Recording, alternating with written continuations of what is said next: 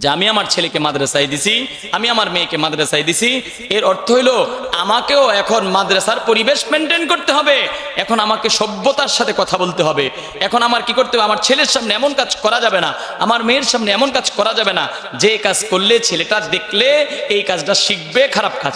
আরে আজকে এমনও গার্জিয়ান আছে, মানে মাথা পাগল কিছু গার্জিয়ান আছে, যে সে তার ছেলে মাথায় মাথায় পাগড়ি পড়ে গেছে বাড়িতে, সে গার্জিয়ান বৈশা রয়েছে, বৈশা বলতেছে আব্বা দোকান থেকে আমার কাছে সিগারেট এনে দিতে। আয় আফসোস, সে কাকে বলছে এটা? তার ছেলেটা মাদ্রাসার বন্ধ দিছে, সে বাড়িতে গেছে, পরে তার ছেলেটা কি আনাইছে? সিগারেট, বিড়ি। আচ্ছা বলেন, এই ছেলের হাতে বিড়ি দিল কে? উস্তাদরা দিছে? কে দিছে? তার বাপ মায় তার হাতে বিড়ি দিছে, তার হাতে সিগারেট দিছে, বাপে তারে আনাইছে, এখন সে খাইছে, এটা দেখছে, এই মুতা খাইয়া ফালাইছে, ছেলে কয় দেখিস আব্বা যে টান দেয় এত মজা পায়, আমি একটা টান্দা দেখি। তখনই আস্তে আস্তে শিখে ক হুজুর মা তো পড়ছে, ছেলেটা তো বিড়িতে আসক্ত হয়েছে।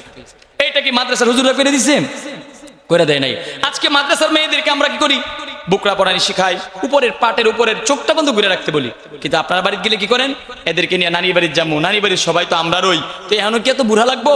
আপনি মা ডাইনি, আপনার মেয়েকে বুকরা খুইলা তারে আগের পরিবেশে নিয়ে তারে বেড়াইতে যান, আপনি নিজ হাতে আপনার মেয়েকে নষ্ট করতেছেন। যতদিন পর্যন্ত আপনি নিজে আব্বা না হবেন, আপনি ছাত্রের বাবা না হবেন, আপনি ছাত্রীর মা না হবেন, ততদিন পর্যন্ত আপনার মেয়ে, আপনার ছেলে আদর্শবান আলেম হতে পারবে না।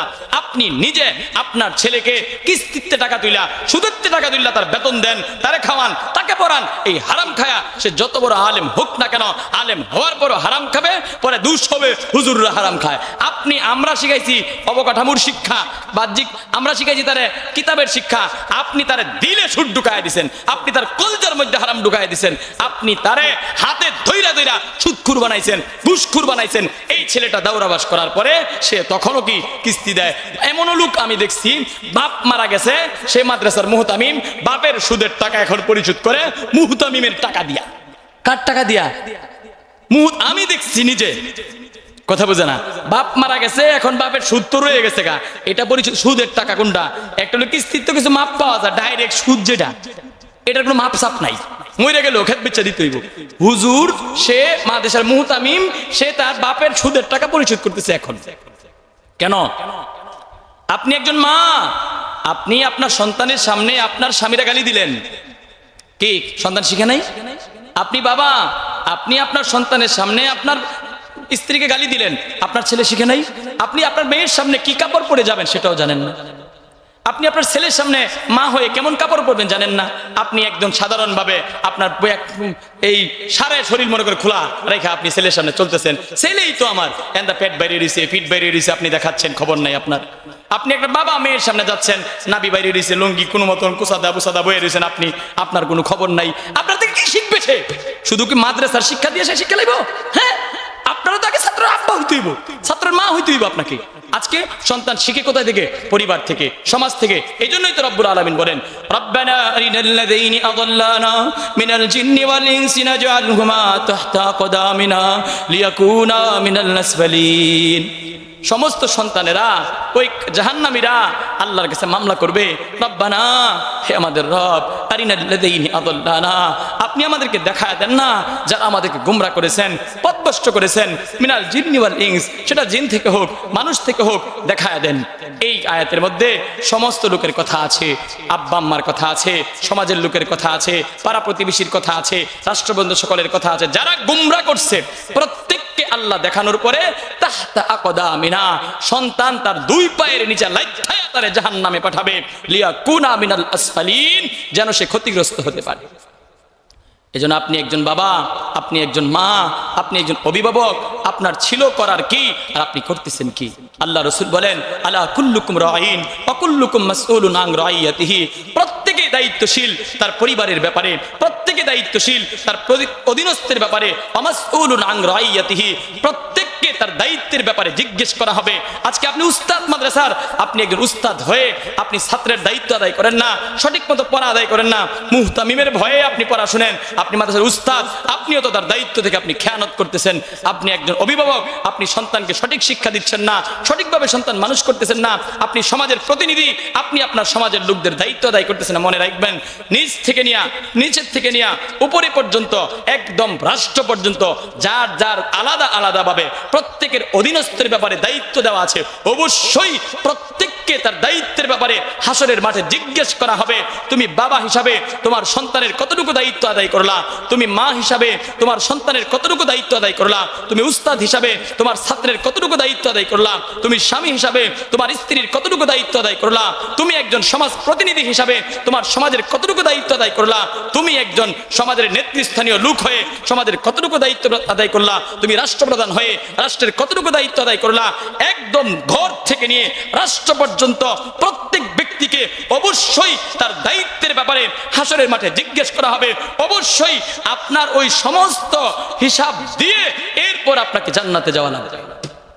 এজন্য অবশ্যই আমাদের দায়িত্ব আদায় করতে হবে। আমি একজন স্বামী, আমার স্ত্রী বেপরদায় চলে, এটা আমি সহ্য করি কিভাবে? আমার কামাইয়ের টাকা, আমি কষ্ট করে তারে টাকা দিয়া তারে আমি কি করি, খাবার দাবার ব্যবস্থা করে দেই, তারে আমি কাপড় লতা কিনে দেই। আমার অধীনে থেকে সে আমার ঘরে থেকে নামাজ পড়ে না, রোজা রাখে না, দিন মানে না, বেপরদায় চলে, আমি নির্লজ্জ বেহায়ের মতন তার সাথে রাত কাটাই কি করে? সে নামাজ ছেড়ে বসে আছে, সে যে এখনো দিন ছেড়ে বসে আছে, মোবাইলে গুনাহ করতেছে, আমার হালাল টাকা দিয়া আমি তার এরকম ভাবে মোবাইল কিনে দিলাম, এমবি করে দিলাম, আর সেই হালাল টাকা দিয়ে সে হারাম কাজ করতেছে। আমার কি জবাব দেওয়া লাগবে না? আমার গায়রা তো লাগে না? আমার একটু কষ্ট লাগে না? এত কষ্ট করে সারাদিন রাজমিস্ত্রির কাজ করে, এত কষ্ট করে সারাদিন সিএনজি চালিয়ে, এত কষ্ট করে সারাদিন অটো চালিয়ে, এত কষ্ট করে রৌদ্রে থেকে হালাল টাকা পয়সা আইনা আমি আমার সন্তানের হালাল টাকা দিয়া আমার সন্তানের আখিরাত নষ্ট করতেছি, আমার স্ত্রীর আখিরাত নষ্ট। আমার কোনো হুঁশ নাই যে তোমরা আমার এত কষ্টের টাকাগুলি কেন নষ্ট করতেছো, কেন এই কষ্টের টাকাগুলিকে এই মোবাইলের পিছনে, এইরকম অশ্লীল কাপড়লতার পিছনে তোমরা নষ্ট করছো, খবর নেই। শুনেন, আপনি মুবাল্লিগ হন, আপনি দায়ী হন, মুহতামিম হন, দিনদার হন, পরহেজগার হন, মুত্তাকি হন, যদি আপনার পরিবারের স্ত্রী, সন্তান, পরিবার বেপরদাশীল হয়, বেনামাজি হয়, এরকম হারাম কাজে যুক্ত থাকে, আপনার একটা সিফত হয়, সেটা হলো আপনি দায়ুস। মনে রাখবেন, দায়ুস কখনোই জান্নাতে প্রবেশ করবে না, দায়ুস জান্নাতে প্রবেশ করবে না। এই জন্য অভিভাবক এবং উপস্থিত সকলকে এই কথা বলা যে আমরা একটু যত্নবান হই, আমার ছেলের ব্যাপারে দায়িত্বশীল হই। মাদ্রাসায় পড়াবো, কিন্তু যদি মাদ্রাসার শিক্ষার পাশাপাশি আমার পারিবারিক শিক্ষাটা দিন শিক্ষা না হয়, তাহলে আমার সন্তান কখনোই হক্কানি আলেম হবে না। আপনি আকাবিরদের কথা যান, আপনি বুজুর্গদের কথায় যান, আপনি যদি ইতিহাস তালাশ করেন, যারা বড় হয়েছে, কোনটা বডি বাড়ায় বড় না, যারা দিনের লাইনে বড় হয়েছে, তাদের পরিবারের দিকে তালাশ করে দেখেন, তাদের জিন্দিগির দিকে তালাশ করে দেখেন, তাদের আব্বা আম্মার দিকে তাকায় দেখেন। শুধু মাদ্রাসায় ভর্তি করে দিলেন, মাসে একটা বেতন দিলেন, আর মাঝে মাঝে খানা নিয়ে আসলেন, আপনার ছেলে আলেম হয়ে যাবে না? লক্ষ লক্ষ ছেলে মাদ্রাসায় ভর্তি হয় বছরের শুরু থেকে, শেষে কয়জন টিকে না? অনেক কারণে। আর শেষে আপনার সাফা, হুজুর দিছি তো মাদ্রাসা, অনেক খাটছি, পারলাম না। আপনি কয়দিন তাহাজ্জুদে আপনার ছেলের জন্য দোয়া করছেন? আপনি তো নামাজই পড়েন না, কয়দিন আপনি তাহাজ্জুদ পড়লেন যে আল্লাহ আমার ছেলেকে আপনার কাছে দিলাম, আপনি তারে কবুল করেন? কয়দিন? হ্যাঁ, আপনি কয়দিন ফিকির করছেন আমার ছেলে দিন শিখবে, হালাল খাবারের ব্যবস্থা করি? আপনি কয়দিন ফিকির করছেন আমার ছেলে মাদ্রাসার মাদির লেখাপড়া করে, এখন বাড়িতে আসলে তাকে পর্দার ব্যবস্থা করে দেই, আমার মেয়ের পর্দার ব্যবস্থা করে দেই? আপনি কয়টা টাকা দিয়ে মাসিক বেতন দিলেন, আর এরকম ভাবে খাবার দাবার আনা নেওয়া করলেন, আপনার দায়িত্ব শেষ না? এভাবে আপনার সন্তানকে মানুষ করা যাবে না, এভাবে মানুষ হবে না। এজন্য আপনাকে দায়িত্বশীল হতে হবে, আপনাকে নামাজি হতে হবে, আপনাকে দিনদার হতে হবে, আপনার ছেলের জন্য দোয়া করতে হবে, আপনার স্বামী স্ত্রী সুন্দর করে এভাবে চলতে হবে, সন্তান যেন দেখে দেখে দিন শিখতে পারে। আমাদের পরিবারের মধ্যে দিন আনতে হবে। যতক্ষণ পর্যন্ত আমাদের পরিবারে দিন না আসবে, ততক্ষণ পর্যন্ত আমার সন্তানের মাঝে দিন আসবে না। যতক্ষণ সমাজে দিন না আসবে, ততক্ষণ সমাজের ছেলেদের মাঝে দিন আসবে না। এই জন্য কথা হলো এই যে আমাদেরকে কি করতে হবে? নিজেকে পরিবর্তন করতে হবে আমার সন্তানের জন্য। যে আমার ছেলেটা মাদ্রাসায় পড়ে, আমার মেয়েটা মাদ্রাসায় পড়ে না, আগে যেমনি চলছি এইটা চলাটা বাদ দিতে হইব। আগে আমি বিড়ি খাইতাম, এখন খাবো না। আগে আমি কিস্তি দিতাম, এখন দিব না। আগে আমি নামাজ পড়তাম না, এখন নামাজ ছাড়বো না। এইরকম যদি ফিকির করেন, তাহলে আপনার ছেলেটা বাড়ির যাওয়ার পরে আপনি নামাজি, এবার আপনার হাত ধরে সে সেখানেও নামাজ পড়বে। আপনি মোবাইলে গুনাহ করেন না, তো আপনার ছেলেও গুনাহ করবে না। আপনি আমার কাছে তাবিজ না নিয়া আপনি মোবাইলটা বিক্রি করে দেন, তাহলেই তো হয়ে যায়। আমার কাছ থেকে তাবিজ না নিয়ে আমাদের কাছ থেকে আপনি কি করেন, মোবাইল বেচে ফেলেন। ওই দিনের কথা যে কোনো একজন আলেম বলতেছে, হুজুর হ্যাঁ একটু নসিহত করেন তো। যে কোনো একজন আলেম বলতেছে, হুজুর তার একটু নসিহত করেন, মানে এনার ছেলেরে কিসের নসিহত, যে আমার ছেলেটা তো হুজুর সারাদিন মোবাইল টিপে নসিহত করেন। আমি কই তার নসিহত বাদ দিয়ে আপনারই করি। ও কি, আপনি না মোবাইলটা বিক্রি করে ফেলেন। সহজ নসিহত, তাহলে তো আপনার ছেলে টিপবে না। পরে তার গলায় তাবিজ লটকাই দিলাম, আপনি ফেসবুক ইন্টারনেট খুইলা এমবি বলে দিয়ে তার সামনে তুলে রাখলেন, আমার তাবিজে জীবন ওকামত। আপনি নিজে মোবাইল ছেড়ে দেন, নাহলে আপনার ব্যবসার কাজে লাগে তো আপনি ব্যবসায়ী মোবাইল রেখে বাড়িতে খালি হাতে যান, নাহলে কোটি মোবাইল চালান বাড়ির জন্য, তাইলেই তো হইতেছে। যেহেতু আপনার ব্যবসায়ী দরকার, এই জন্য আপনাদেরকে বলবো, সন্তান মানুষ করবার জন্য আল্লাহর কাছে সন্তানকে কবুল করাইতে হবে এবং পরিবারটা সন্তানের উপযোগী বানাইতে হবে। আপনি আব্বা হিসাবে দিনদার সন্তানের আব্বা হইতে হবে, আপনি মা হিসাবে দিনদার সন্তানের কি হইতে হবে, মা হইতে হবে। আজকে আমার পুরা সমাজ বিরান হয়ে গেছে, হাজার হাজার লাখ লাখ মাদ্রাসা পড়ুয়া, কিন্তু তার ভিতরে দিন নাই, তার ভিতরে ধর্ম নাই, তার ভিতরে ইনসাফ নাই, তার ভিতরে ইসলাম নাই। তাকে দেখলে মনে হয় না সে একটা মাদ্রাসা স্টুডেন্ট। এই জন্য কথা হলো এই যে আমাদের সন্তানদেরকে মানুষ করব, সন্তানদেরকে মানুষ করবার জন্য আমরাও কি করব, পরিবর্তন হব। পাশাপাশি উস্তাদদেরকেও বলবো যে আমাদের সন্তানদেরকে যদি আমরা মানুষ করতে চাই, আমাদের ছাত্রের সামনে এমন কাজ করব না যেটা সুন্নতের খেলাফ। আমার ছাত্র আমার থেকে সুন্নত শিখবে, আমার ছাত্র এমন কাজ করব না যেটা গুনাহে কবিরা, তাহলে আমার থেকে গুনাহে কবিরা শিখবে। আমি তো একজন পথ প্রদর্শক, আমি তার উস্তাদ, আমাকে দেখে দেখে ছাত্র শিখবে। কারণ আমি যদি গুনাহের সাথে যুক্ত থাকি সেহেতু আমার থেকে গুনাহ শিখবেই। এই জন্য উস্তাদকে বিশেষ করে মোবাইলের গুনাহ থেকে বাঁচতে হবে। প্রতিটা মাদ্রাসার উস্তাদকে অবশ্যই মোবাইল এটা সেভ করে চালাইতে হবে, মোবাইলের গুনাহ থেকে বাঁচতে হবে, মোবাইলের গুনাহ থেকে। মোবাইল মুক্ত রাখেন মাদ্রাসা। যেদিন আপনি মোবাইল ঢুকাইলেন আপনার মাদ্রাসায়, মনে রাখেন সেদিন আপনার অর্ধেক দিন উঠে গেছে। এজন্য মোবাইল মুক্ত করেন, মাদ্রাসার দিন সব ফিরে আসবে, সুন্নত ফিরে আসবে, গুনাহ মুক্ত হবে। মোবাইল রাখার পরে আর সেই মোবাইলে গুনাহ হয়, মানে ফেসবুক হয়, টিকটক হয়, আর এই মাদ্রাসা গুনাহ মুক্ত, এটা করা সম্ভব না। মাদ্রাসায় মোবাইল আছে, আবার ফেসবুকও আছে, আবার টিকটকও আছে, আবার বলে আমার মাদ্রাসা গুনাহ মুক্ত, এটা অসম্ভব। বলেন এটা কি? মাদ্রাসায় কি আছে?